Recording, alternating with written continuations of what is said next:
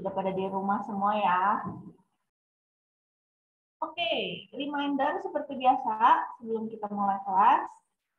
Silahkan absen dulu di hadirnya untuk pelajaran CB, karakter building ya. Oke, kalau yang udah absen bisa dinyalain kameranya yuk semuanya. Ya, ini kayaknya teman-temannya masih pada belum datang ya. Coba tolong dong dipanggilin teman-temannya di grup WA-nya untuk masuk ke sini. Ya,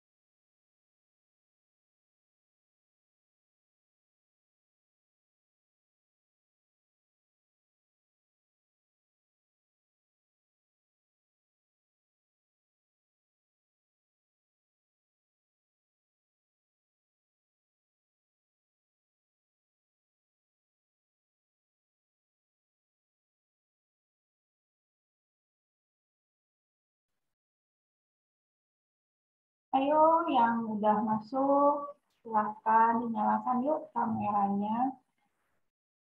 Biar kita bisa cepat mulai.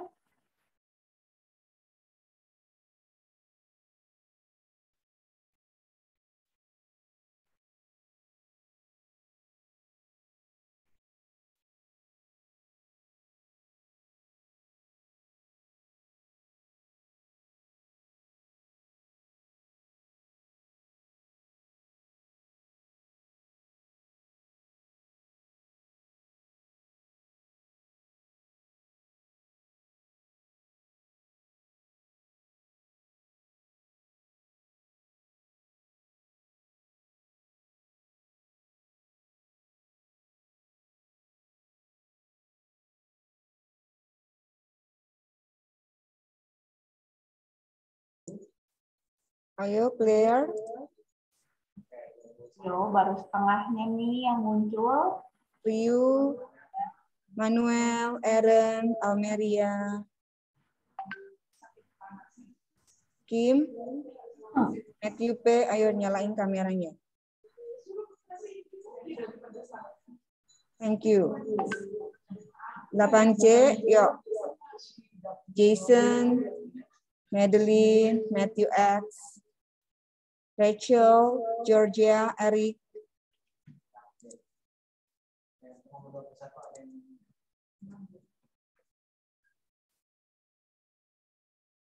Thank you untuk responnya. Ya, thank you yang udah nyalain kameranya. Yang lain-lainnya yuk, masih ditunggu ya. Dinyalain kameranya yuk. Oke, untuk kelas karakter building hari ini kita sekali lagi kedatangan tamu spesial. Seru banget ya. Minggu lalu kita udah belajar tentang listrik dari Mr. Frankie. Hari ini kita juga sama akan belajar sesuatu yang sangat-sangat praktikal yang bisa digunakan. Penting juga untuk ini kita tahu ya. Topik kita hari ini adalah P3K. Ada yang tahu P3K itu singkatan dari apa? Ada yang tahu? Pertolongan pertama, kalau nggak salah, Miss. Pertolongan pertama, P-nya baru 2. P yang ketiga apa? Ada yang tahu? Pertolongan pertama. Pertolongan pertama kepada pada kecelakaan. Iya, betul sekali. Yeay. Jadi hari ini kita akan belajar tentang P3K. Dan untuk itu kita sudah mengundang tamu spesial dari Maranatha. Untuk kali ini akan dibawakan oleh Dr. Cindra Pascaria. Gitu ya. Jadi yuk kita mau belajar sama-sama. Ini skill yang pasti penting banget ya. Siapa tahu gitu ya kita semua nggak mau terluka, nggak mau cedera sih ya, tapi ya kita nggak pernah tahu ya kapan kita tiba-tiba gitu ya nggak sengaja gitu kan ya kita bisa luka atau celaka gitu ya, jadi kita tahu kita harus ngapain gitu ya. Jadi yuk kita sama-sama perhatiin, kita sama-sama belajar hari ini. Silakan Dokter Cindra. Terima kasih Mas Jennifer untuk waktu yang diberikan. Terima kasih kepada pihak Sekolah Trimulya juga yang sudah memberikan kesempatan bagi kami dari Fakultas Kedokteran Universitas Kristen Maranatha untuk hadir di sini men-sharingkan sedikit apa yang kami ketahui kepada adik-adik sekalian. Dan seperti yang tadi Miss Jennifer juga sampaikan, semoga ini juga nanti bisa bermanfaat ya, entah untuk kita bisa menolong diri kita sendiri, keluarga, atau orang-orang yang ada di sekitar kita. Nah, seperti yang tadi disampaikan, hari ini kita akan belajar sedikit mengenai P3K ya. Sebentar, saya share screen dulu.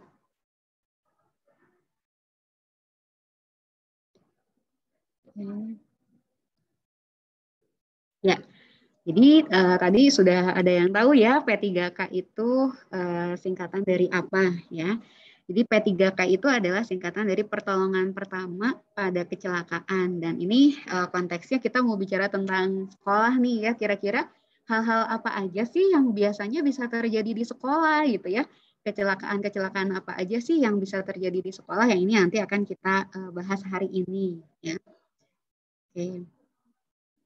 Nah, jadi pertolongan pertama pada kecelakaan ini yang perlu digarisbawahi ini adalah perawatan yang sementara aja gitu ya.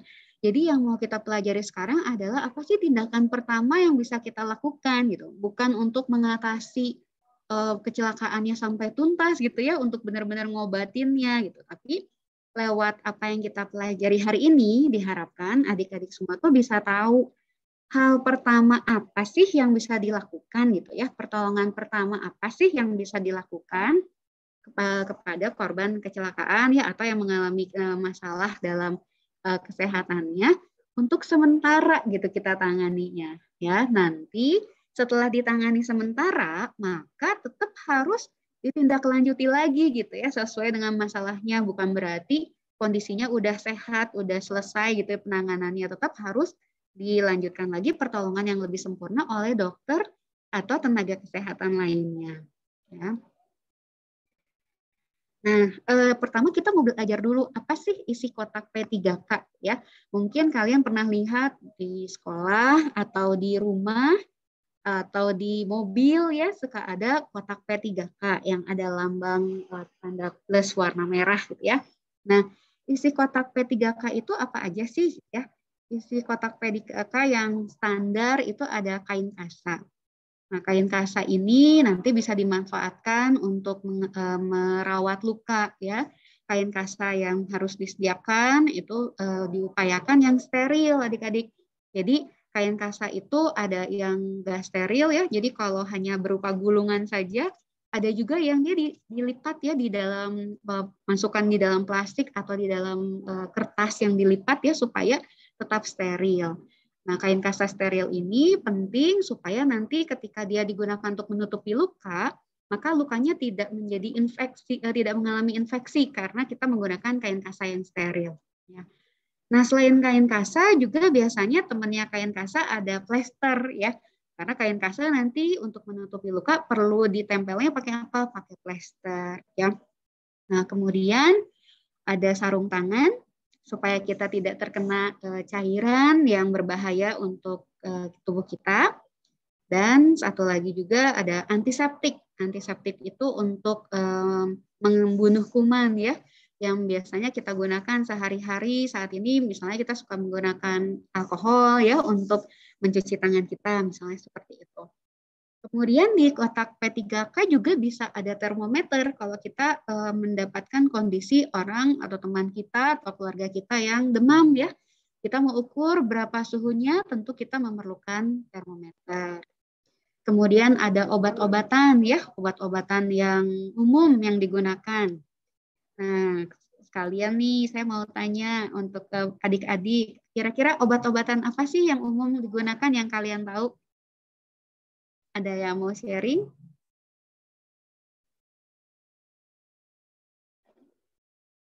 Nathaniel mungkin mau sharing kira-kira obat-obatan apa yang kamu tahu dan fungsinya buat apa? Betadine. Betadine. Oke, untuk apa tuh betadine?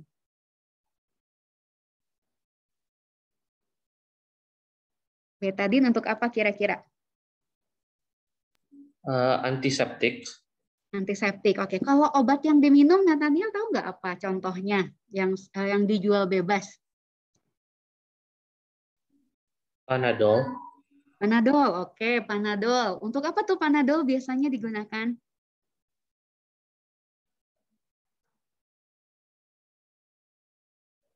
Untuk apa ya kira-kira? Analgesik. Wah, keren nih istilahnya analgesik ya. Makasih Nathaniel. Ya, jadi itu salah satu jenis obat ya yang selalu ada dalam kotak P3K, Panadol. Itu merek dagang sebenarnya ya. Isinya sebenarnya adalah paracetamol. Paracetamol itu ya memang bisa dibeli secara bebas. Yang tadi kata Nathaniel, analgesik itu artinya bisa mengurangi nyeri ya, mengurangi sakit. Panadol atau paracetamol juga bisa menurunkan demam.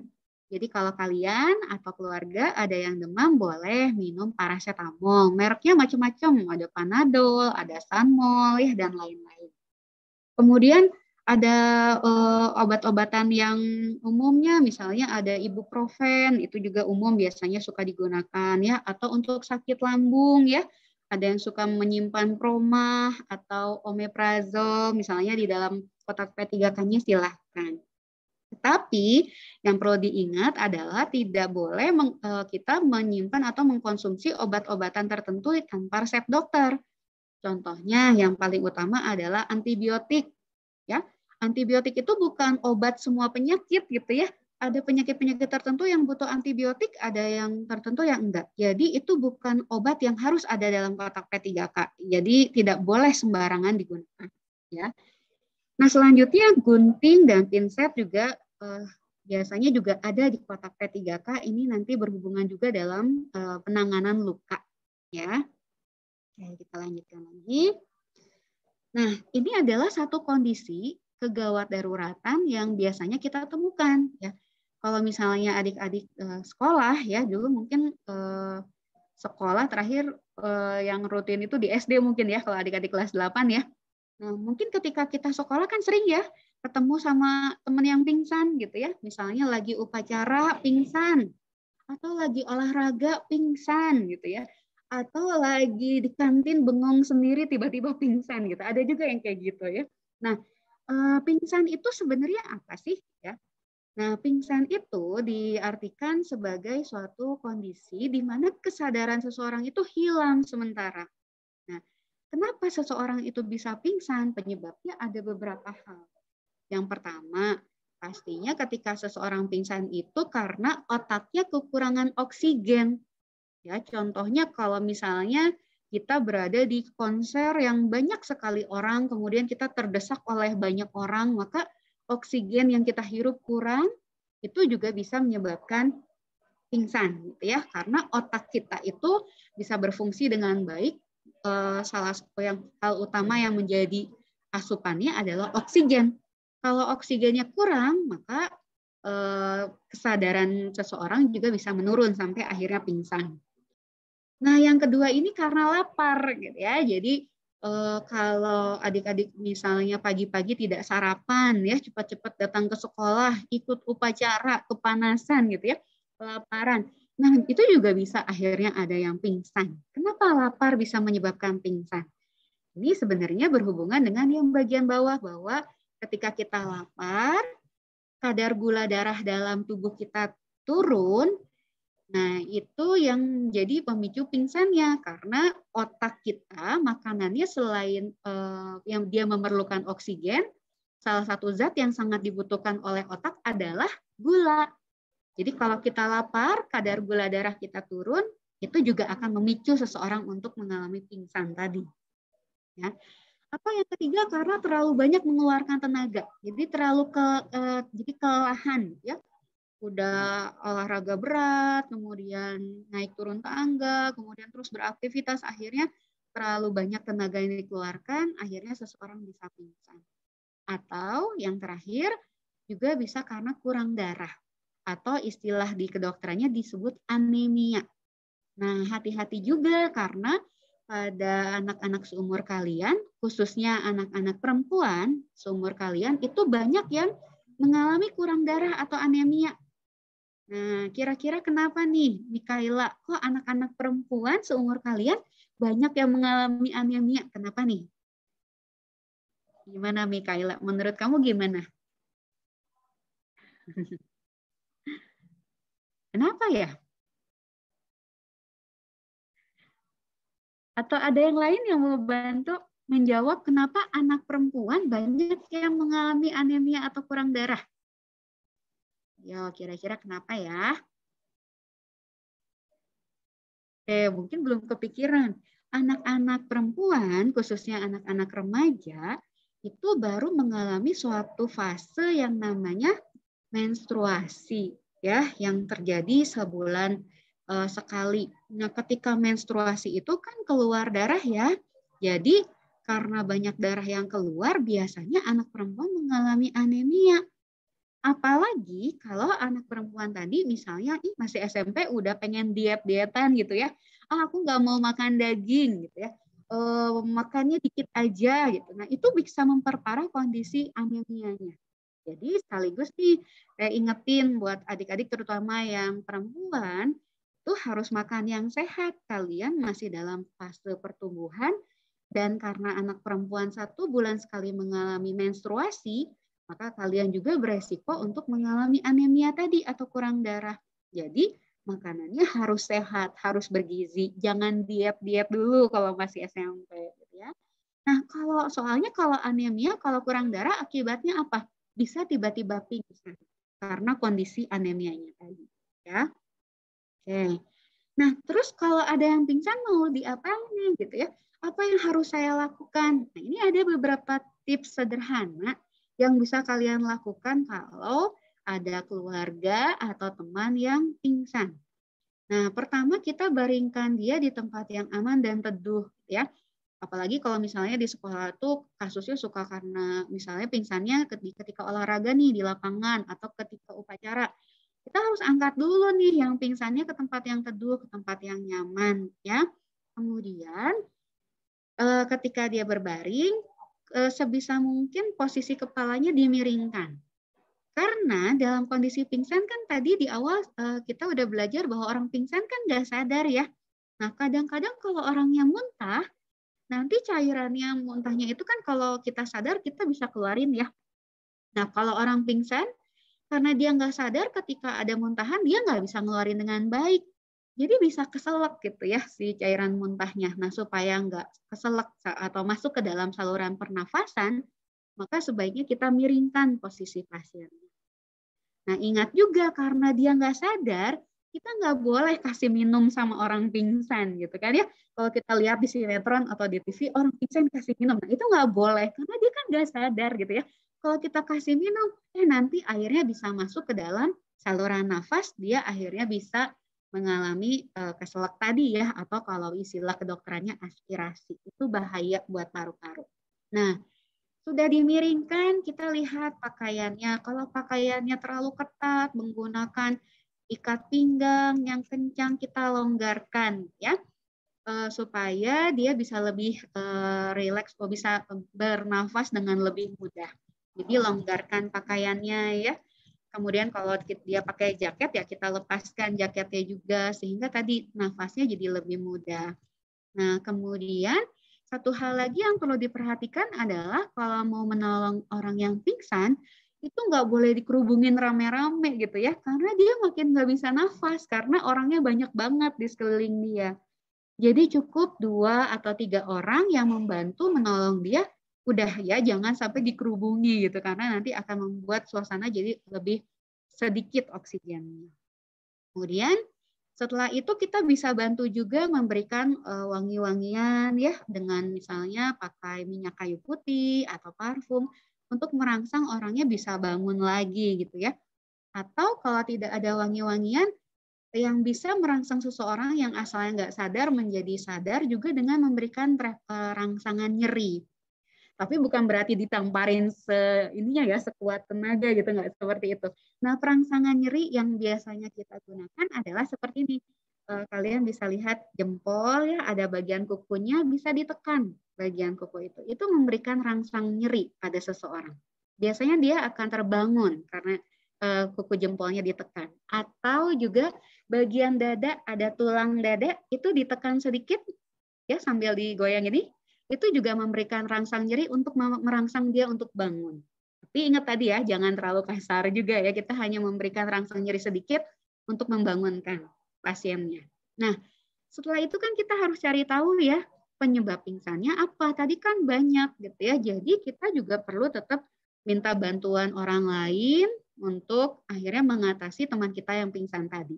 Yang kita lakukan tadi hanya ingat pertolongan pertama loh gitu ya, bukan mau menolong teman kita sampai tuntas, sampai dia sehat lagi, enggak. Kita juga tetap minta pertolongan tenaga medis atau dokter untuk menyelesaikan masalahnya. Nah, kita bisa sambil tanya, kenapa kamu udah makan belum? Belum. Oh, ternyata dia lapar gitu ya. Caranya apa? Kalau dia udah sadar, kamu boleh kasih minum. Apalagi kalau tadi penyebab pingsan juga karena kurang gula darah, jadi kamu boleh kasih minum yang manis-manis. Tapi ingat, orangnya harus bangun dulu gitu ya. Jangan sampai masih tidur kamu kasih minum. Itu bahaya. Ya. Oke. Nah, selanjutnya, masalah apa lagi sih yang sering kita temukan? Yang kedua adalah luka, ya. Jangankan di sekolah ya, di rumah juga bisa luka ya. Lagi pembantu orang tua motong-motong sayuran, kena pisau luka ya. Atau misalnya terbentur atau luka karena meja gitu ya di rumah, itu juga bisa. Luka sering sekali terjadi yang kita alami. Nah, luka itu adalah suatu kondisi waktu jaringan kulit kita itu terputus secara tiba-tiba karena adanya kekerasan. Jadi makanya kan harusnya kulit kita mulus gitu ya, tapi karena antar kulit itu terputus jaringannya, maka itu yang disebut dengan luka. Nah, kalau udah luka, apa yang harus dilakukan? Nah, kalau luka pertama yang paling penting adalah membersihkan luka dengan air bersih yang mengalir, ya. Jadi yang berbahaya itu adalah kalau luka itu ada kotorannya, akhirnya menimbulkan infeksi. Jadi kalau punya luka, pastikan luka kalian harus bersih. Gunakan air yang mengalir sehingga kalau ada benda asing di sini maksudnya kayak kerikil, pasir ya, itu bisa ikutan sama air mengalir yang kita kocorkan ke luka kita ya. Nah, apakah harus pakai alkohol? Sebenarnya nggak usah pakai alkohol, tidak apa-apa karena pasti rasanya perih sekali ya. Nah, kemudian juga apakah harus selalu dikasih betadine? Kayak tadi ya Nathaniel bilang salah satu jenis obat yang dia tahu adalah betadine. Nah, sebenarnya ada sebuah penelitian juga yang menunjukkan bahwa betadine itu bisa merusak jaringan yang mengalami luka tadi. Jadi biasanya betadine itu lebih bagus digunakan ketika kulitnya normal ya, tidak ada luka. Betadine digunakan sebagai antiseptik misalnya kalau orang mau operasi gitu ya supaya bersih. Itu pakai betadine untuk kulit yang masih utuh. Tapi kalau untuk kulit yang luka itu menjadi kontradiksi sekarang ya, karena katanya bisa merusak jaringan justru gitu ya. Jadi tidak disarankan sebenarnya pakai betadine. Cara penanganan luka sebenarnya cukup bersihkan luka, kemudian ditutup lukanya, dirawat lukanya supaya kering dan nanti dengan daya tahan tubuh luka juga akan menyembuh sendiri dengan baik. Ya, itu lukanya kalau kecil. Gimana kalau lukanya besar sampai darah mengalir banyak gitu? Wah, pasti jawabannya kita harus ke rumah sakit atau ke klinik. Tapi apa yang bisa kita lakukan di rumah? Kalau misalnya di rumah kita terkena luka yang cukup besar dan akhirnya harus segera dibawa ke rumah sakit, kita bisa cari apapun di rumah seperti kain gitu ya, untuk membalut luka kita. Karena darah yang keluar itu bisa kita tekan tadi ya dengan cara dibalut supaya darahnya nggak lebih banyak keluar. Dan dalam perjalanan bisa diupayakan juga kalau lukanya di tangan, upayakan posisi lukanya lebih tinggi dari jantung, gitu, sehingga dia darahnya nggak ngocor terlalu banyak, gitu ya. Jadi kita boleh agak naik angkat ke atas sambil tadi ya, setelah lukanya tadi dibalut supaya darahnya nggak lebih banyak keluar. Ya, oke, itu pertolongan pertama. Nah, selanjutnya, masalah selanjutnya adalah mimisan, ya. Nah, mungkin ada nih yang pernah mengalami mimisan ya, atau biasanya di rumah punya dedek masih kecil atau punya keponakan, suka iseng masukin jari ke hidung atau iseng masukin mainan ke hidung ya, suka kayak gitu, akhirnya mimisan. Kenapa mimisan? Karena di hidung kita itu ada pembuluh darah yang tipis sekali, sehingga kalau ada goresan itu bisa menyebabkan pecah pembuluh darahnya dan mimisan. Atau karena suhu yang ekstrim. Ya, kalau misalnya terlalu panas, ya kalian udah belajar mungkin ya di fisika misalnya kalau sesuatu kalau terkena panas akan memuai ya, memuai. Nah, si pembuluh darah akan memuai itu melebar kayak balon, lama-lama jadi pecah deh. Akhirnya mengalami mimisan. Nah, apa yang harus dilakukan kalau mimisan? Biasanya kalau kita lihat orang lain kalau mimisan ya dia langsung lihat ke atas ya, menengok ke atas. Itu salah ya. Itu tidak boleh dilakukan. Karena apa? Karena nanti darahnya tadi bisa masuk ke dalam saluran pernafasan. Jadi posisi yang tepat ketika ada orang mimisan adalah justru kepalanya menunduk, kemudian tekan di bagian pangkal hidungnya karena tadi ya pembuluh darahnya ada di lokasinya di situ. Jadi kalau tadi lukanya di tangan kita balut, kita tekan bagian lukanya. Nah sekarang kalau mimisan kan lukanya dihitung. Jadi kita tekan juga dari bagian luar ya, di bagian pangkal hidung. Tekan mimisannya dengan posisi menunduk. Sehingga darahnya tidak masuk ke dalam saluran pernafasan. Ya. Kemudian tadi kalau prinsipnya pembuluh darah itu pecah karena melebar, karena panas ya, maka si pembuluh darahnya harus kita kecilin lagi. Gitu ya. Kalau ngelebarnya karena panas, berarti dikecilkannya karena dingin gitu. Jadi kamu boleh cari es ya, kemudian kompres bagian hidungnya pakai es supaya tadi pembuluh darahnya menciut lagi sehingga mimisannya cepat berhenti. Nah, setelah ditunggu 5-10 menit baru dilepas penekanan pada hidungnya. Ya. Oke. Kemudian cedera selanjutnya adalah keseleo. Nah, siapa nih atlet-atlet basketnya Trimulya gitu ya? Atau atlet-atlet yang lain misalnya dancer atau lain-lain ini biasanya langganan keseleo biasanya ya kalau apalagi kalau nggak pemanasan atau ada cedera yang tidak diperkirakan gitu ya. Nah, apa yang harus dilakukan nih ketika keseleo? Keseleo itu sebenarnya istilah cederanya aja ya dari orang awam. Tetapi akibatnya apa sih kalau orang keseleo atau terjatuh? Itu bisa bermasalah pada ototnya, bisa ada masalah pada tendonnya atau pada ligamen bagian pada tungkai atau lengan kita. Dan itu yang perlu ditangani lebih lanjut sebenarnya oleh dokter spesialis ortopedi atau dokter rehabilitasi medik. Nah, tapi kita mau belajar, apa yang mau kita lakukan pertama kali? Nah, caranya kita ingat ini singkatannya RICE, ya RICE. RICE itu pertama apa? R. R itu artinya rest. Jadi kalau kamu udah tahu kamu keseleo atau terjatuh atau ya kakinya sakit, ya jangan paksakan main basket lagi, rest dulu gitu ya. Diistirahatkan. Kalau kaki kanannya sakit, ya mau dari sekolah mau pulang ke rumah ya lebih dominan kamu gunakan kaki kiri gitu. Jadi yang cederanya harus diistirahatkan dulu, rest ya. Karena semakin digunakan maka kerusakannya akan semakin parah. Kemudian tadi rise ya, R-nya rest, kemudian I-nya adalah ice. Ketika cedera itu baru terjadi, kita harus berikan kompresnya dengan kompres es ya. Nah, ini hati-hati karena kebanyakan gini ya, orang kan kalau misalnya keseleo atau jatuh ya seringnya dicariin apa sih kalau sama orang tua tuh dicari apa sih? Oh, cariin balsam gitu ya. Cariin hot in cream misalnya gitu ya, yang panas-panas diolesin gitu ya biar mengurangi nyerinya. Nah, itu sebenarnya keliru. Dalam kondisi akut atau baru pertama kali jatuh gitu ya, lagi cedera-cederanya banget nih pertama kali, itu namanya akut, kita kita justru harus kasih kompres dingin. Tujuannya untuk mencegah atau mengurangi bengkak. Karena bengkak tadi disebabkan karena salah satunya pembuluh darah melebar.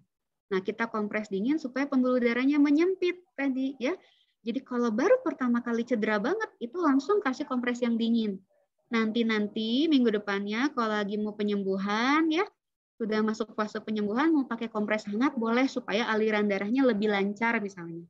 Tapi kalau untuk pertama kalinya itu harus kompres dingin. Ya. Kemudian C-nya adalah compression ya. Jadi tadi kalau kita cedera pada misalnya pada kaki kita atau tungkai kita, maka sambil sebelum dibawa ke rumah sakit di compression juga, jadi dibalut juga ya dengan perban elastis, dibalut. Kemudian E-nya adalah elevated, jadi bagian yang cederanya harus lebih tinggi dari jantung supaya aliran darahnya lebih lancar ke jantung. Jadi harus diganjel bagian kakinya ya. Tapi ingat, RICE ini pertolongan pertama. Selanjutnya sudah kita lakukan RICE, kita tetap harus bawa orang yang mengalami cedera itu ke rumah sakit untuk ditangani lebih lanjut ya, misalnya di ronsen kah, siapa tahu ada yang patah tulangnya gitu ya, atau ada yang tendonnya putus, itu juga harus ditangani lebih lanjut lagi.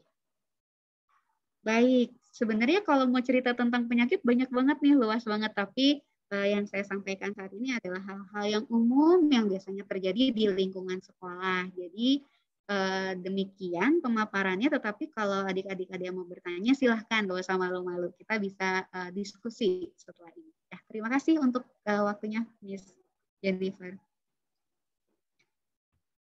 Iya, mantap. Ada yang mau nanya? Silahkan, mumpung lagi ada dokternya nih. Kalau biasanya kan nggak ada ya. Yuk, hari ini silahkan siapa yang mau nanya. Mau langsung unmute boleh, mau di chat juga boleh.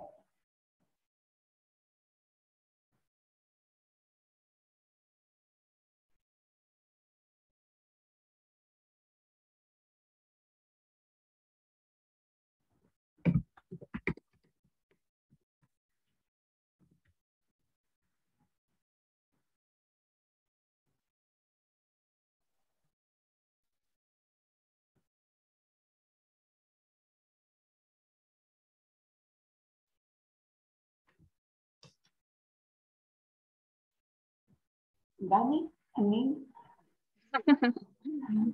Udah Enggak, paham banget nih atau mungkin malu-malu?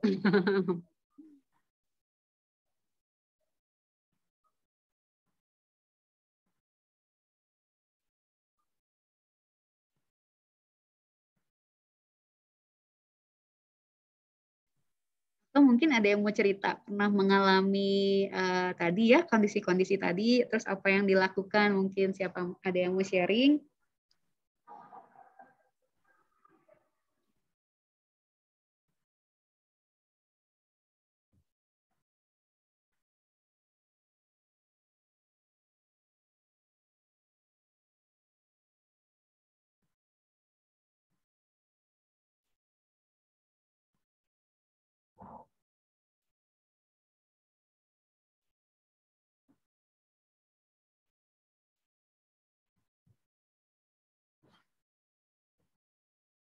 coba dokter saya yang tanya deh ya. Oke. Kalau mimisan tadi kan penyebabnya banyak ya. Nah, kalau ada orang yang sering gitu ya mimisannya, nah itu biasanya kenapa ya? Terus bisa untuk apa ya? Supaya nggak terlalu sering gimana ya? Terima kasih Miss untuk pertanyaannya. Faktor mimisan memang cukup banyak. Kalau yang tadi saya ceritakan, kalau orangnya masih kecil, gitu, anak kecil kita harus cari tahu dulu. Dia sering main-mainin hidungnya enggak, atau kebanyakan juga kasusnya memasukkan mainan ke hidung seperti itu. Atau dilihat juga apakah ketika mimisan itu dia dalam kondisi misalnya dia orang dewasa, aktivitasnya di luar, terkena sinar matahari terus ya, terpapar sinar matahari, sehingga karena kepanasan tadi akhirnya mimisan. Atau kondisi lainnya, oh seringnya tuh karena gini, misalnya kebetulan yang mengalami mimisannya adalah anak perempuan, sebulan sekali pasti mimisan.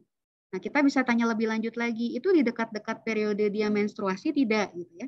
Karena ketika seseorang mengalami periode menstruasi, ada perubahan hormonal dalam tubuh perempuan tadi yang membuat memang pembuluh darahnya jadi lebih mudah pecah, Miss. Misalnya gini, kita kalau terbentur meja biasa aja gitu, nggak biru. Tapi kalau lagi di dekat-dekat fase menstruasi, kebentur meja tuh langsung biru-biru gitu. Itu karena apa ya tadi? Karena perubahan hormonal tadi. Dan itu sebenarnya masih dalam batas normal gitu.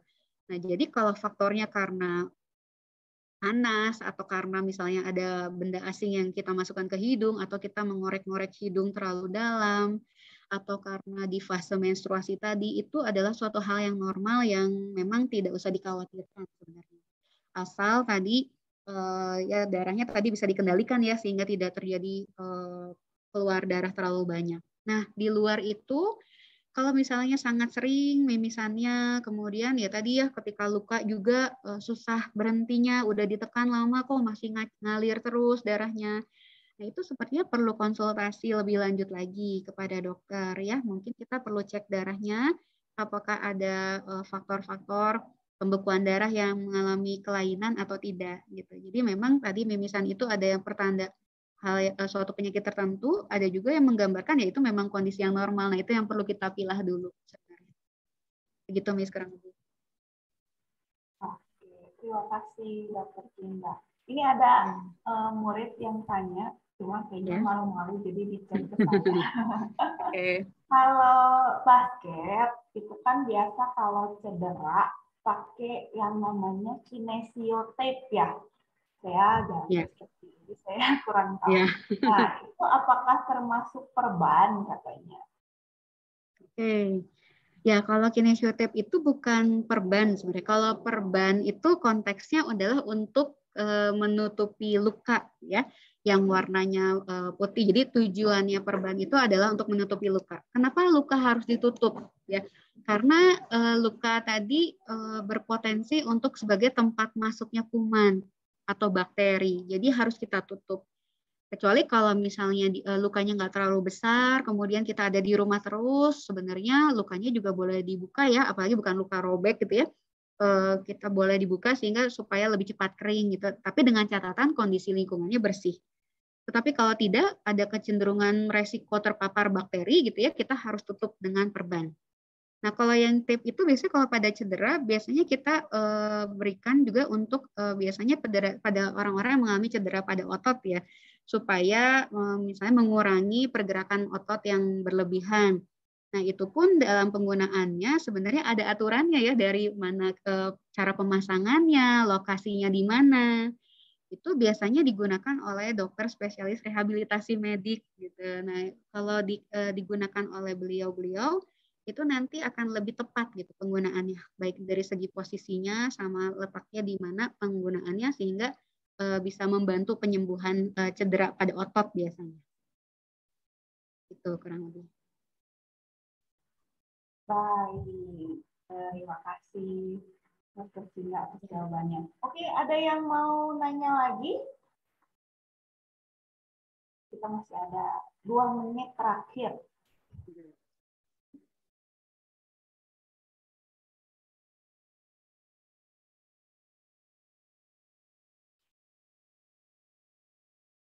Enggak, kayaknya ini semua pada sehat-sehat aja gitu ya. Puji Tuhan ya, sehat semua. Nggak pernah cedera, jadi nggak tahu mau nanya apa. Iya.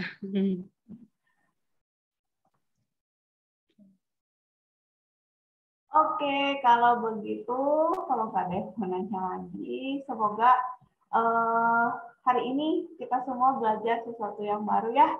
Mungkin sebelum diakhiri, mungkin ada closing statement dari Dr. Cindra. Oke. Baik, untuk closing statement-nya ya, tadi udah banyak hal yang kita bicarakan, yang saya sampaikan, tapi hal yang penting adalah di prinsip di kedokteran itu adalah ketika kita mau menolong orang lain, pastikan dulu bahwa diri kita aman gitu ya. Jadi jangan sampai kita menolong orang lain, tetapi akhirnya kita juga ikut-ikutan mengalami cedera gitu ya. Jadi pastikan diri kita aman. Kemudian satu hal juga yang penting, sekarang kita masih dalam kondisi pandemi COVID. Sehingga ketika kita menolong orang, juga harus dijaga protokol kesehatannya sehingga terhindar dari penularan COVID-19 juga. Gitu. Terima kasih. Oke, sip. Terima kasih banyak Dokter Cinda untuk pemaparannya. Ya, semoga kalian semua nanti diingat-ingat ya. Jadi kalau misalnya kalau ya ada terjadi sama keluarga atau teman gitu ya. Jadi kalian tahu harus ngapain gitu ya, nggak bingung. Oke, kalau begitu hari ini pelajaran SIBI kita sampai sini saja. Ya, terima kasih sekali lagi untuk Dr. Cinda. And 8C dan D ya, nanti kita ketemu lagi minggu depan ya. Oke, see you next week. Bye-bye. Thank you. Goodbye.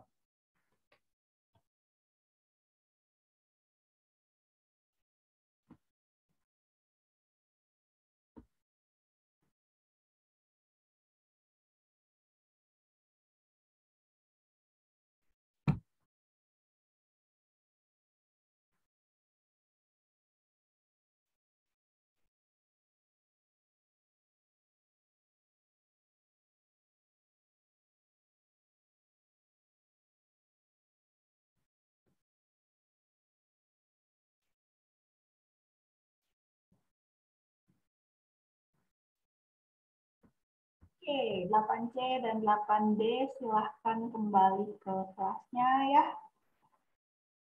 8A dan 8B boleh dinyalain yuk kameranya supaya kita bisa cepat mulai.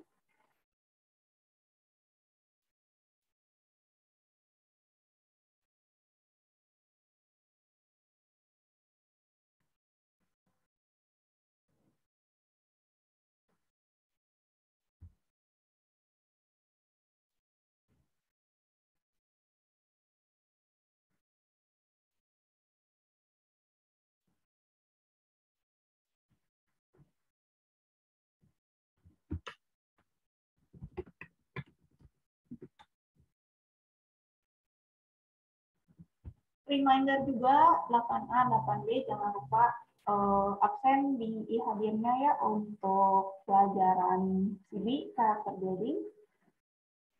Oke, dan sambil dinyalain yuk kameranya semuanya. Dan tolong dipanggilin juga teman-temannya yang belum masuk. Juga tolong dipanggilin di grupnya masing-masing. Yuk masuk kelas video.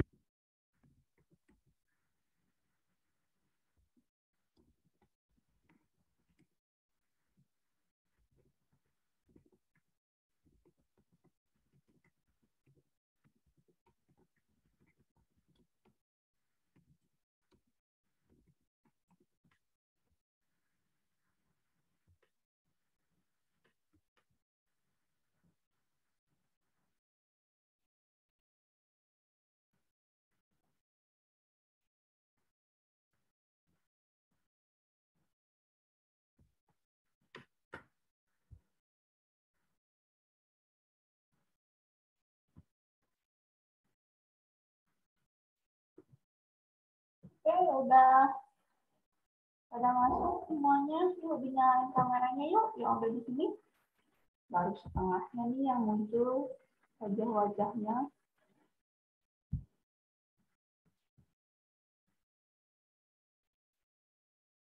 Ini masih ada yang 8D. Claire, Nadia, Manuel, silahkan boleh pindah ke kelasmu. Lalu Kathleen, Alea, Saldi, yuk dinyalain kameranya yuk. Sheryl, Elmo, Rachel, Ezi, ya. Yuk dinyalain kameranya ya.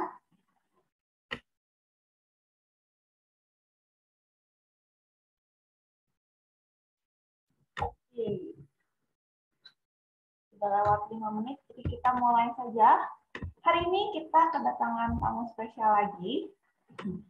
Ya, jadi hari ini kita akan belajar satu life skill lagi. Minggu kemarin kita udah belajar tentang listrik ya. Hari ini kita mau belajar tentang kesehatan kita masing-masing ya. Topik kita hari ini adalah P3K. Ada yang tahu P3K itu singkatan dari apa? Ada yang tahu? P3, P-nya ada 3, terus K. Apa ya? Ada yang pernah dengar?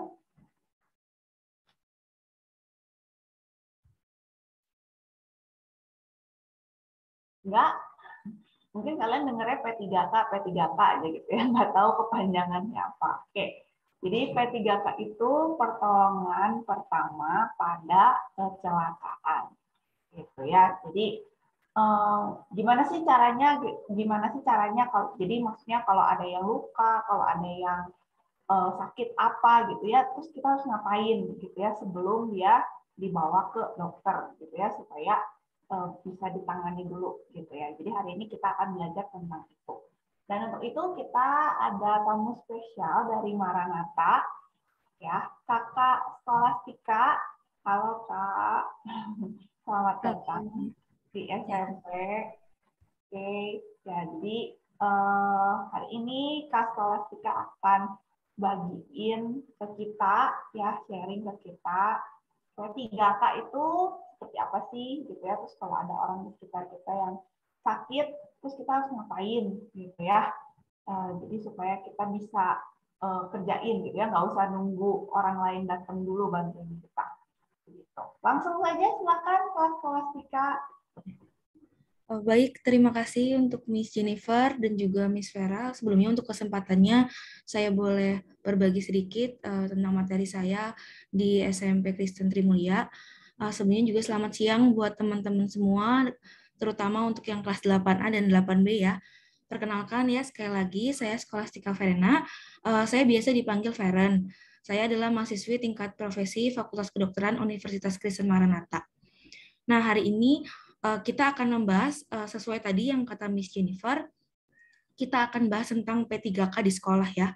Tapi sebelumnya ini saya ada Google Form untuk teman-teman kelas 8A dan 8B untuk pretest dan absen.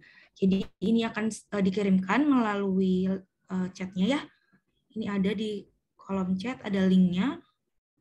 Ini udah dikirimkan absensi dan pretest penyuluhan P3K di sekolah SMP Trimulya. Teman-teman dikasih waktu ya kurang lebih 5 menit untuk mengisi absensi dan juga pretestnya. Teman-teman juga tenang aja, ini kan nggak masuk nilai ya, jadi diisi sebisanya aja. Silahkan boleh mulai diisi.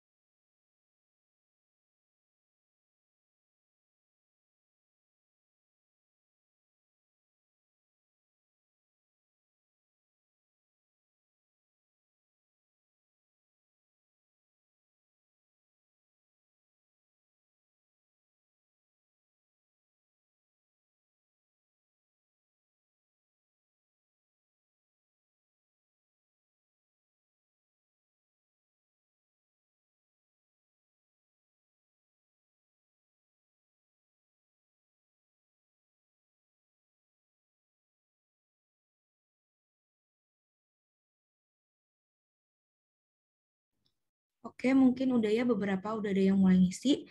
Jadi juga saya akan mulai aja untuk materinya. Oke.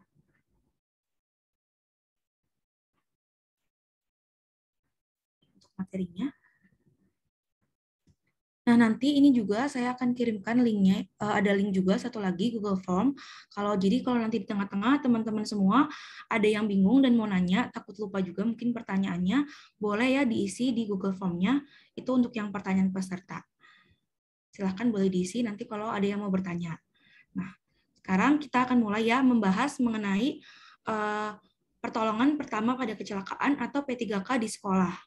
Nah, sebelumnya, ini buat teman-teman kelas 8A sama 8B ya, ada nggak sih dari kalian yang kira-kira itu pernah melihat suatu kejadian atau peristiwa yang berhubungan tuh sama kecelakaan, terutama di sekolah? Mungkin pas SD atau mungkin kemarin ini pernah masuk, itu kira-kira pernah nggak ada yang melihat kecelakaan di sekitar sekolah? Boleh mungkin kalau ada yang mau sharing-sharing, atau ada yang mau cerita.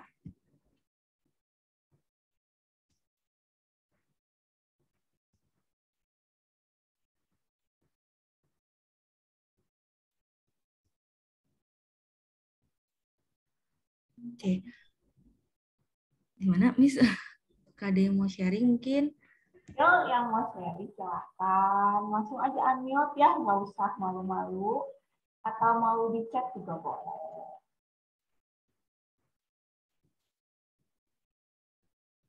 Mungkin masih pada malu-malu. Oke, nggak apa-apa. Ini kita langsung aja masuk ke materinya kali ya.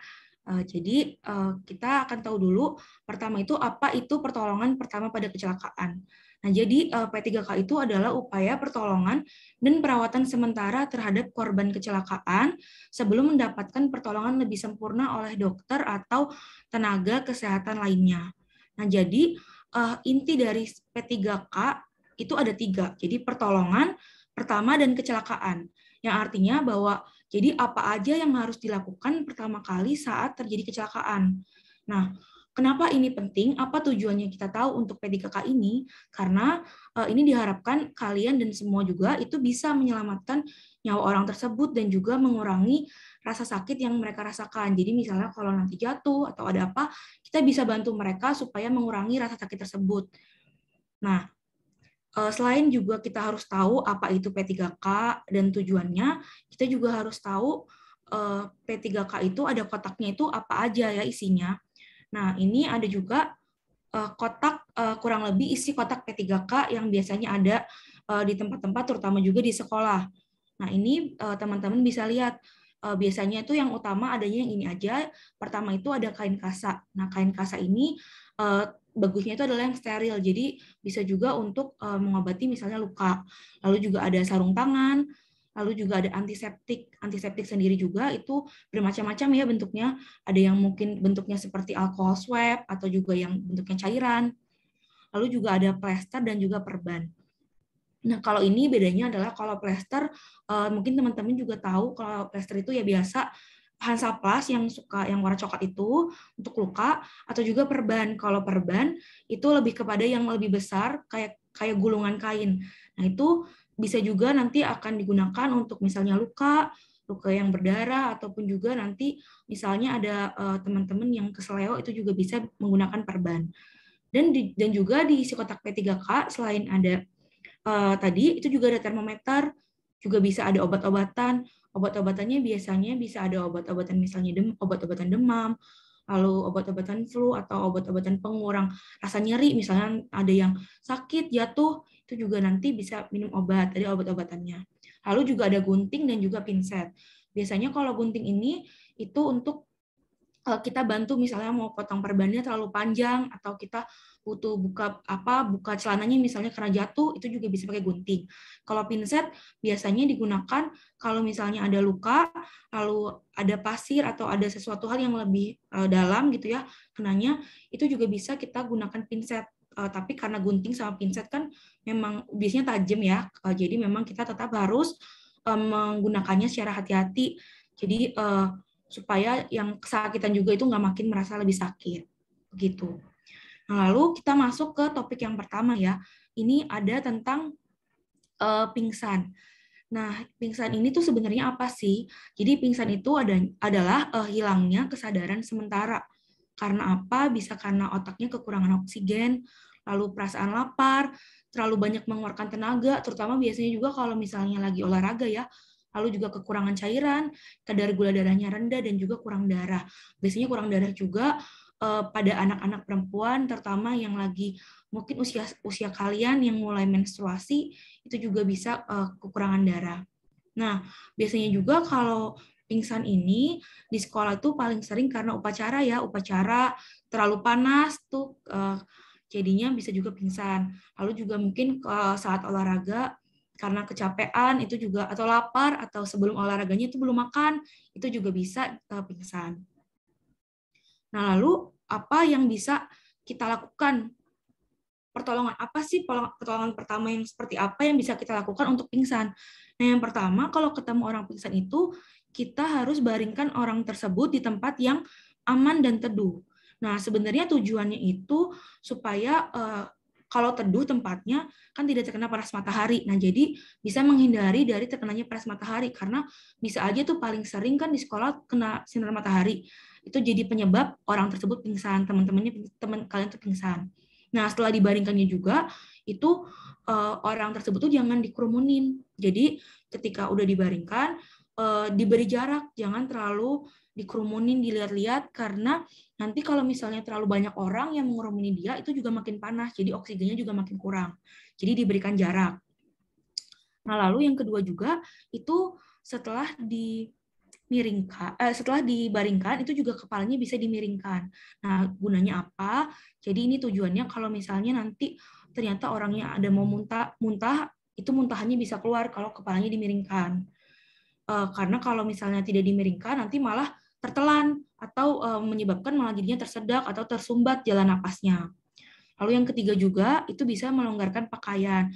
Terutama kalau misalnya kalian pakai baju ke sekolah, misalnya ada pakai dasi, pakai tali pinggang, lalu bajunya dikancing sampai atas gitu ya, kan itu lebih sumpek gitu. Jadi bisa supaya bisa aliran darahnya juga bisa mengalir dengan baik, itu bisa dibantu dengan dilonggarkan bagian kancingnya atau dilepas dasinya seperti itu. Dan jangan lupa juga untuk menaikkan kaki orang tersebut itu lebih tinggi daripada jantung. Jadi lebih dinaikkan kakinya supaya juga aliran darahnya itu bisa lancar. Dan yang terakhir itu teman-teman juga bisa panggil ambulans atau orang-orang dewasa di sekitar teman-teman itu untuk membantu kalian lebih lanjut. Karena kan ini hanya pertolongan awal pada orang yang pingsan. Lalu topik yang kedua itu tentang luka. Nah, kalau tentang luka ini, luka adalah suatu keadaan terputusnya jaringan kulit secara tiba-tiba karena sebuah kekerasan ataupun injuri. Nah, maksudnya kekerasan ataupun injuri di sini itu biasanya maksudnya adalah karena ketika kalian terkena benda-benda tajam atau jatuh. Nah, itu akan terjadi luka. Nah, kalian kan semua pasti pernah luka ya, karena mungkin seringnya jatuh. Nah, kira-kira apa yang bisa kita lakukan? Nah, ini pertolongannya yang pertama itu dibersihkan dengan air bersih yang mengalir. Nah, biasanya kan sering dibersihkan dengan betadin ataupun alkohol. Sebenarnya itu kurang benar ya. Yang benar adalah itu dengan membersihkan cukup dengan air bersih yang mengalir. Karena kalau misalnya kita gunakannya malah alkohol atau betadin, itu malah perih dan bisa merusak jaringan kulitnya lebih parah lagi. Jadi cukup diberikan dengan air bersih yang mengalir, dibersihkan dengan air bersih yang mengalir. Lalu setelah dibersihkan juga itu, kita juga harus memastikan bahwa tidak ada pasir ataupun tanah yang menempel di luka. Kalau misalnya kita jatuh, biasanya kan ada aja ya tanah atau pasir yang nempel, itu juga harus dipastikan bahwa nggak boleh ada di luka tersebut, harus bersih. Lalu juga yang kedua, tetap diperiksa apakah ada benda asing yang mungkin aja harus dikeluarkan. Kalau misalnya kayak dia menancapnya lebih dalam di lukanya, itu bisa kita bersihkan, bisa kita kayak guyur dengan airnya lebih cepat, atau juga dengan bantuan menggunakan pinset. Tadi kan juga ada ya biasanya di kotak P3K supaya lukanya bisa bersih. Lalu setelah itu kita bisa setelah semuanya bersih, tutup lukanya dengan plester. Atau kalau misalnya lukanya ternyata lebih luas atau cukup luas, itu kalian bisa biarkan lukanya itu terbuka saja. Misalnya kalian lagi naik sepeda itu jatuh lalu kena aspal, itu kan biasanya luka lecetnya lebih lebar gitu ya, kan susah juga ditutup. Nah itu nggak apa-apa, biar dibuka saja, biarkan terbuka. Itu supaya lukanya juga bisa kering dan juga bakterinya nggak tumbuh, jadinya nggak akan jadi infeksi. Tapi kalau lukanya kecil itu boleh ditutup dengan plester. Nah, dan yang terakhir ini juga bisa dilakukan balut tekan. Jadi ini tuh untuk luka-luka yang misalnya darahnya banyak, darahnya keluarnya banyak, tidak mau berhenti, itu bisa diberikan balut luka dan diberikan tekanan yang cukup kuat. Nah, jadi kalau balut lukanya itu kuat, jadi pembuluh darahnya bisa cepat tertutup, jadi darahnya tidak mengalir lagi. Nah, ini juga kalau teman-teman misalnya mau lukanya dibalut, itu juga harus balutnya nggak boleh terlalu yang kenceng banget, juga nggak boleh terlalu yang longgar. Jadi emang harus cukup kuat aja. Karena nanti kalau misalnya balutnya terlalu longgar juga, ya nanti lukanya juga nggak menutup gitu ya, darahnya juga nggak akan berhenti. Tapi kalau misalnya nanti terlalu kencang juga nggak baik ya buat jaringan yang lukanya itu gitu. Jadi harus cukup kuat aja untuk balut tekannya itu. Nah, nanti kalau misalnya untuk luka-luka yang kayak tadi ditutup plester, itu nanti bisa diganti kurang lebih 2 kali sehari. Jadi sehabis mandi pagi atau mandi sore, itu boleh dibuka lagi plesternya, lalu diganti yang baru, diobatin lagi, lalu ditutup lagi. Lalu kalau misalnya tadinya lukanya yang balut, yang tadi berdarah itu, boleh setelah itu mungkin dibawa ke IGD atau ke rumah sakit, supaya lebih tahu penanganan lanjutnya. Lalu topik yang ketiga itu adalah tentang mimisan. Ini juga mimisan mungkin sering ya kalau buat anak sekolah, mimisan itu adalah pecahnya pembuluh darah di dalam lubang hidung karena suhu ekstrim. Bisa karena terlalu panas atau terlalu dingin, atau juga bisa karena kelelahan atau juga benturan. Jadi memang kalau mimisan bisa terjadi kapan saja. Nah, bagaimana ya pertolongan pertama untuk mimisan? Biasanya kalau ada orang yang mimisan, kita bisa suruh orang tersebut itu untuk duduk dengan tenang. Jadi nggak boleh panik. Pada prinsipnya, ketika kita menolong orang, itu juga kita nggak boleh panik. Kita juga harus tenang dan juga kita memberitahu kepada pasiennya juga harus tenang. Nah, setelah itu, ini langkah kedua ya, yang penting ini ada gambarnya. Kepalanya menunduk ke arah depan dan juga ditekan hidungnya. Nah, jadi langkah kedua ini tuh yang penting. Dan seringkali banyak yang salah ya di masyarakat luas. Di semua kalangan itu biasanya juga masih ada yang salah. Jadi seharusnya orang yang sedang mimisan itu menundukkan kepalanya ke arah depan sambil dipencet. Jadi nunduknya ke depan dan dipencet hidungnya. Di depan itu dipencet di daerah lubang hidungnya. Jadi kalau kalian misalnya pernah dengar orang-orang mimisan, iya ditengaдаin aja kepalanya ke atas gitu ya, ke atas atau tiduran gitu, itu salah karena nanti takutnya malah darahnya bisa masuk ke bagian saluran pernafasan, malah bisa tertelan, jadi itu malah bahaya. Jadi yang benar adalah ditundukkan ke depan. Nah setelah itu, setelah sudah ditundukkan, setelah sudah dipencet juga atau mungkin mau disumpal itu juga boleh. Nah itu bisa juga digunakan kompres es batu ya di bagian luar hidungnya gitu, itu juga boleh untuk membantu percepatan pembukuannya. Jadi misalnya kan udah berdarah, kalau dibantu misalnya dengan es batu itu juga bisa lebih cepat untuk darahnya berhenti. Nah, dan yang terakhir, kalau udah ditekan hidungnya sekitar 5-10 menit, itu boleh dibuka tekanannya. Nanti kalau misalnya darahnya masih keluar gitu ya, kalian bisa ulangi lagi dari langkah kedua. Jadi tetap duduknya nunduk ke depan dan tetap ditekan lubang hidungnya. Tapi kalau nanti teman-teman ngerasa kok udah 15 menit sampai 30 menit darah yang keluar itu masih sama jumlahnya, kok masih sebanyak itu, masih sama aja sama yang pertama. Nah, mungkin itu bisa dibawa ke IGD aja gitu. Lalu dan ini topik yang terakhir ya. Ini ada tentang keseleo.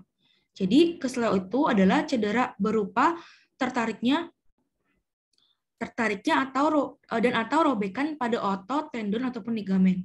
Jadi bisa karena daerah otot biasanya gitu ya. Nah, kalau misalnya tendon itu apa? Jadi kalau tendon itu ujung dari otot yang melekat di tulang. Jadi kan kalau misalnya otot itu sebuah selembaran gitu ya. Jadi ada bagian ujungnya yang melekat di tulangnya.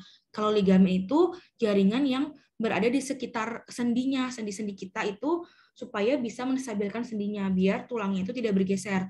Jadi mereka itu memang merupakan satu kesatuan biasanya yang terjadinya keseleo itu karena bagian otot, tendon dan ligamennya itu cedera seperti itu. Nah, biasanya kalau teman-teman sendiri, kalau di sekolah mungkin paling bisa terjadi kesleo mungkin karena jatuh ya, atau juga karena terpleset, itu juga bisa.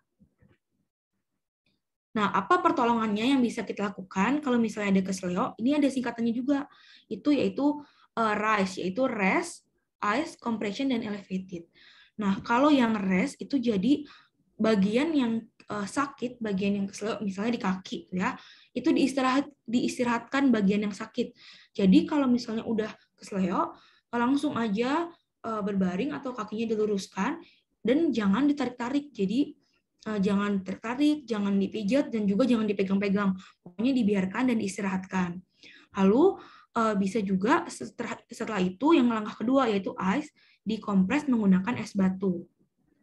Nah, jadi emang kalau dikompres es batu ini biasanya kan kalau kita kesleo ada bengkak gitu kan ya, ada kemerahan. Nah, itu bisa kita bantu dengan kompres es batu ini supaya mengurangi bengkaknya. Jadi pembuluh darah yang awalnya lebar bisa jadi lebih mengecil. Jadi bisa membantu mengurangi bengkaknya dengan dikompres. Lalu yang ketiga itu kita bisa compression, atau artinya itu dibalut dengan perban elastis ataupun kain. Nah, jadi ini gunanya itu untuk memberikan tekanan supaya membatasi pergerakan dari sendi yang kesleonya. Jadi kita membuat dia itu terbatas pergerakannya supaya kalau misalnya nggak gerak-gerak, maka penyembuhannya juga lebih cepat. Jadi memang biasanya kan kalau misalnya kita kesleo itu kita di antara sendi gitu kan, itu bisa kita balut supaya dia nggak gerak-gerak sendinya. Lalu, dan yang terakhir itu bisa kita lakukan elevated atau dinaikkan posisi cederanya lebih tinggi dari jantung atau lebih atas. Jadi lihat di gambar ya, kalau misalnya di kaki bisa diganjal nih, dipakai misalnya bisa berbaringnya di lantai, bisa diganjal pakai kursi yang kecil, atau misalnya juga bisa diganjal dengan bantal. Jadi pokoknya dinaikkan posisi cederanya lebih tinggi dari jantung. Nah, ini tujuannya juga untuk mengurangi nyerinya, mengurangi pembengkakannya. Jadi tadi bisa diganjal dengan apapun. Nah, jadi itu memang pertolongan pertama ya. Jadi memang kalau orang kesleo jatuh, ini yang bisa kita lakukan. Pertolongan pertamanya ini. Jadi setelahnya juga tetap kalau misalnya ternyata makin lama kok makin sakit kakinya, atau besokannya ternyata nggak makin baik, yaitu tetap kita perlu bawa ke rumah sakit. Seperti itu. Mungkin sekian yang bisa saya sampaikan dan saya bagikan. Terima kasih banyak teman-teman semua.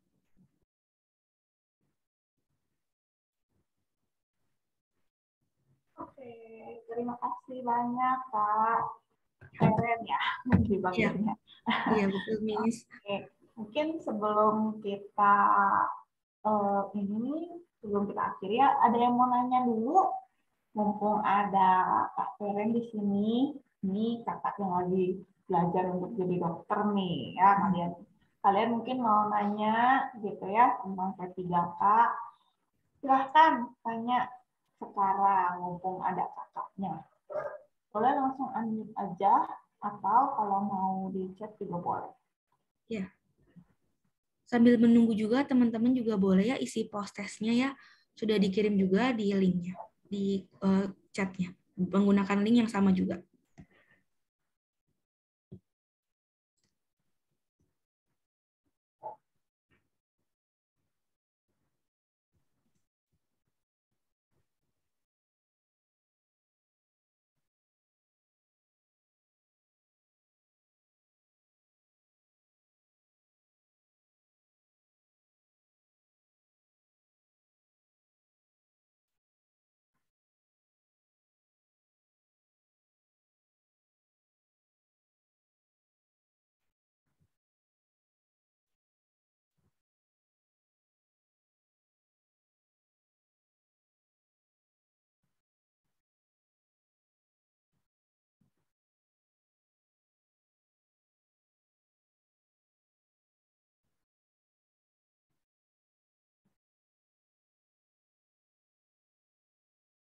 Ada yang mau nanya?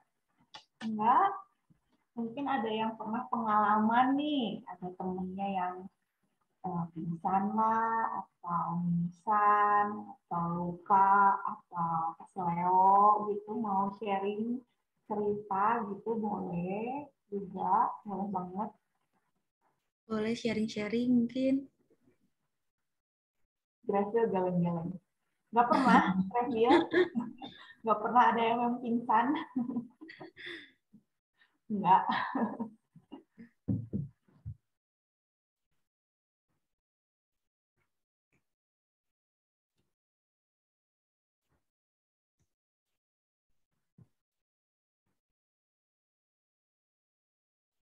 Coba saya mau nanya deh Kak Seren nih, kan belajar kedokteran ya.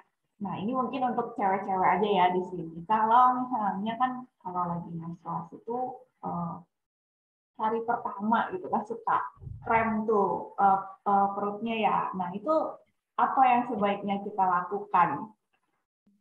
Baik. Ya, baik kalau untuk seperti itu, biasanya kan memang hari pertama ya, hari pertama atau kedua rasanya perutnya sakit.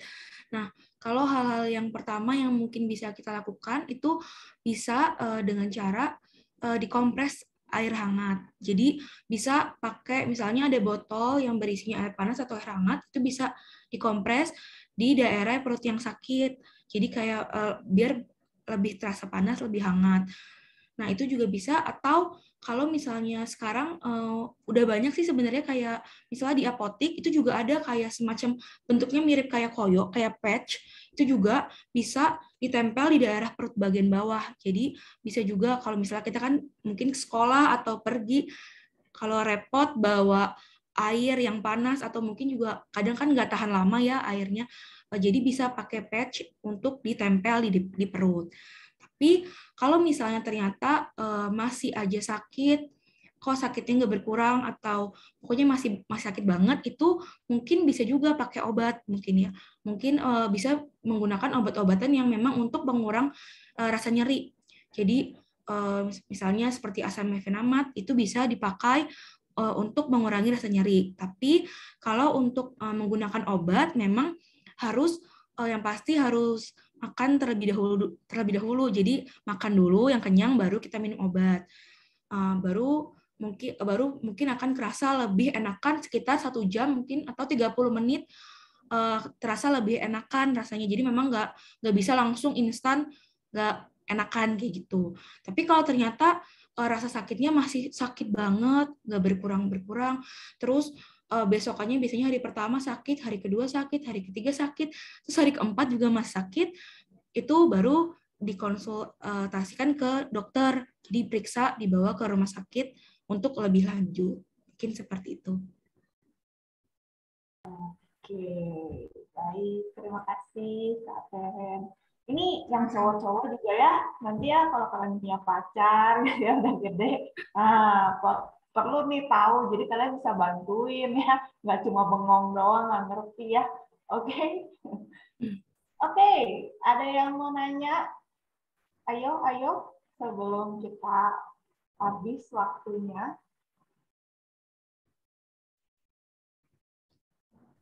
Nah, kalau sakit mah, Pak Feren, nah kalau mual-mual gitu, muntah gitu kan ya, sakit mah itu pertolongan pertamanya apa kira-kira?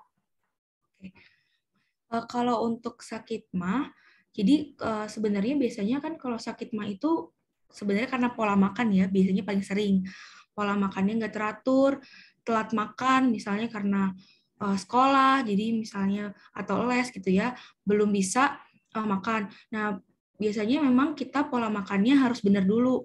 Jadi, walaupun kita misalnya nggak bisa makan tepat waktu, misalnya maksudnya nggak bisa makan nasi di jam 12, nggak bisa makan nasi di jam 8, kita usahakan bisa untuk makan sesuatu yang lebih sederhana, misalnya roti yang gampang kita untuk bawa, roti, biskuit, atau mungkin coklat yang mengenyangkan untuk tubuh kita.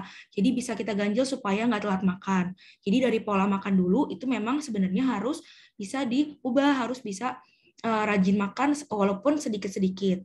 Jadi nggak boleh perutnya terlalu kosong.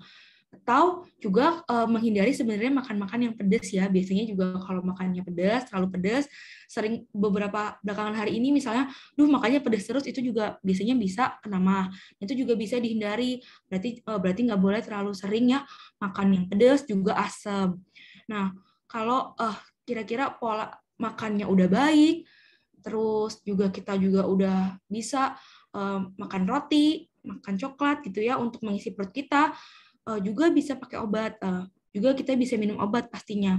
Dengan obat-obatan yang memang ada yang untuk melapisi lambungnya, dan juga ada yang untuk yang obat menurunkan kadar asam lambung kita.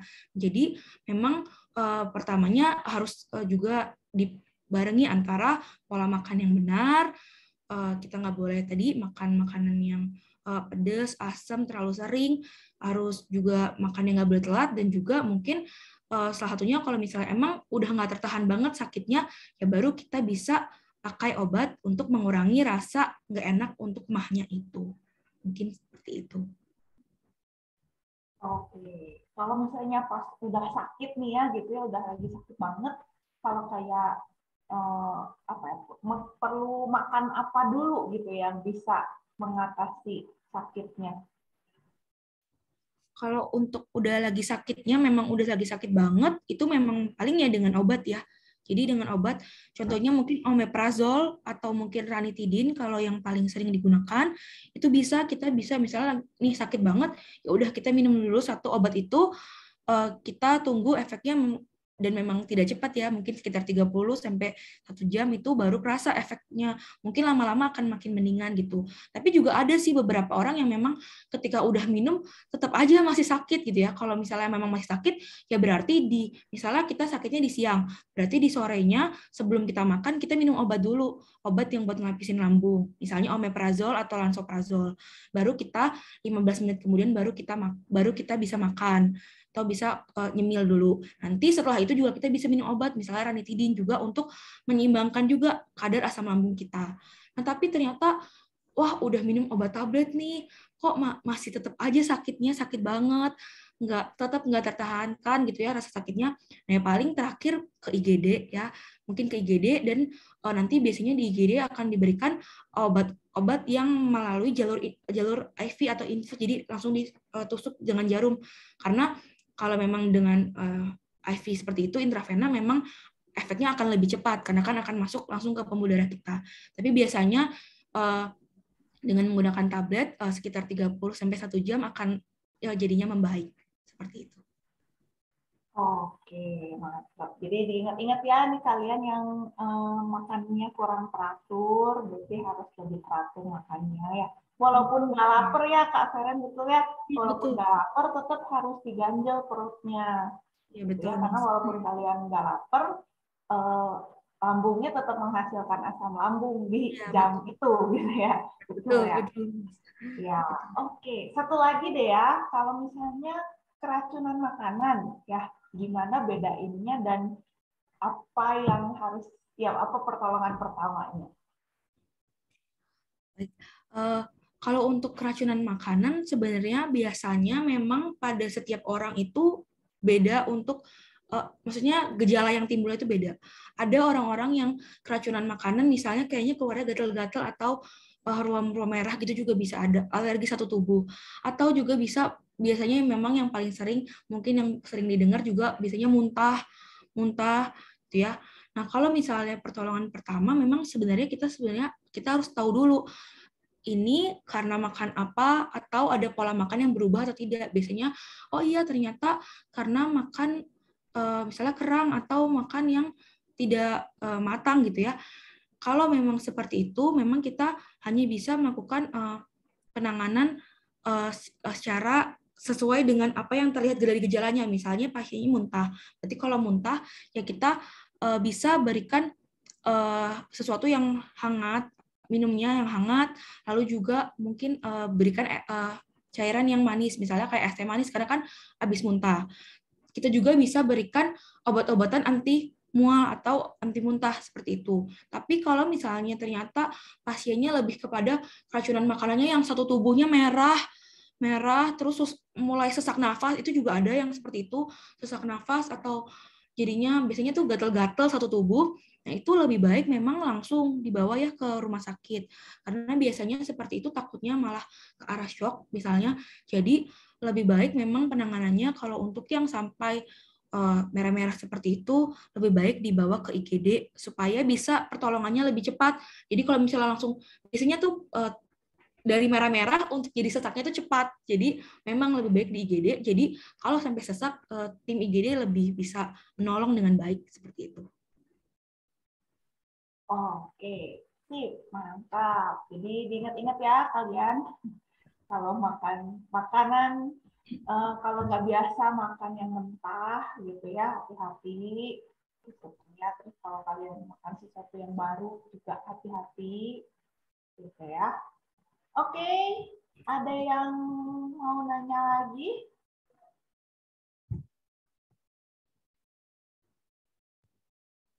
Enggak? Ya udah 2:20 juga ya. Sebelum kita tutup, kalau gitu silakan Kak Feren mungkin mau ngasih closing statement ya. Jadi karena topik kita tadi kan P3K ya, jadi pada prinsipnya memang semua pertolongan, baik yang tadi udah disampaikan atau mungkin ada kejadian lain, pokoknya kalau memang dari kedokteran itu tidak boleh panik ya. Kita sebagai yang menolong juga harus yakin, harus tenang juga, karena pasiennya pasti udah panik, orang yang itu juga udah panik, misalnya luka atau apa, jadi kita juga harus panik dan kita juga harus tenang, nggak boleh panik, supaya kita bisa melakukan bantuan atau pertolongan pertama itu kepada teman kita itu lebih baik dan juga bisa mengurangi juga rasa sakitnya dan bisa menolong cedera yang lebih lanjut. Terima kasih untuk kesempatannya. Oke, terima kasih banyak ya Kak Feren udah membagikan ilmu kepada kita semua. Ya, semoga jadi kalian udah tahu ya kalau misalnya ada yang pingsan gitu kan ya, tiba-tiba deket kalian ada yang pingsan atau ada yang luka, ada yang kesleo, kalian udah tahu ya harus ngapain gitu kan ya, perlu apa, harus ngapain, kalian udah tahu gitu ya. Jadi kalian nggak usah nunggu orang lain dulu datang yang bantuin, tapi kalian juga bisa ngebantu. Oke, kalau begitu hari ini pelajaran CB kita sampai sini saja. Ya, kita akan ketemu lagi minggu depan seperti biasa ya. Oke, thank you semuanya. See you next week. Terima kasih Bye. semua. Bye, ma'am. Bye, Kak. Thank you. Bye, men. Yo.